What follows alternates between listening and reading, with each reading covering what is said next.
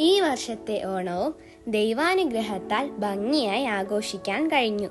ഓണക്കോടിയും അത്തപ്പൂക്കളവും ഓണസദ്യയും ഒക്കെയായി മറ്റൊരു സമ്പൽ സമൃദ്ധിയുടെ ഉത്സവമായ ഓണം വന്നുപോയി. ഓണാഘോഷങ്ങൾക്ക് ശേഷം അമ്മയ്ക്ക് അപ്രതീക്ഷിതമായി മധുരയിലേക്ക് പോകണമായിരുന്നു.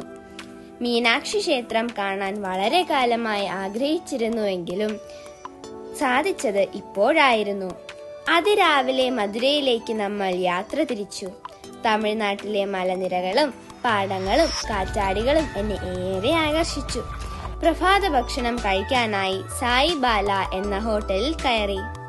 അവിടുത്തെ കുഞ്ഞു പാർക്കും ഊഞ്ഞാലും കണ്ടപ്പോൾ എനിക്ക് സന്തോഷം തോന്നി.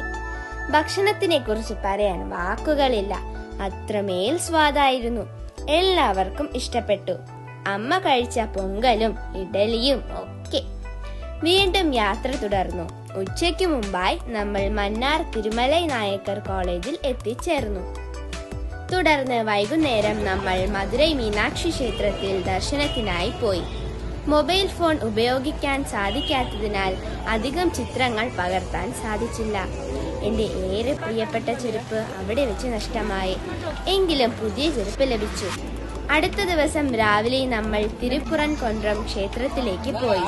നമ്മുടെ താമസ സ്ഥലം ക്ഷേത്രത്തിന് അടുത്തായിരുന്നു. പ്രഭാത ഭക്ഷണം തൊട്ടടുത്ത ഹോട്ടലിൽ നിന്നായിരുന്നു. തുടർന്ന് കുഞ്ഞു ഷോപ്പിംഗ് നടത്തി വീണ്ടും കോളേജിലേക്ക് തിരിച്ചു. അന്നായിരുന്നു അമ്മയ്ക്ക് പേപ്പർ പ്രസന്റേഷൻ.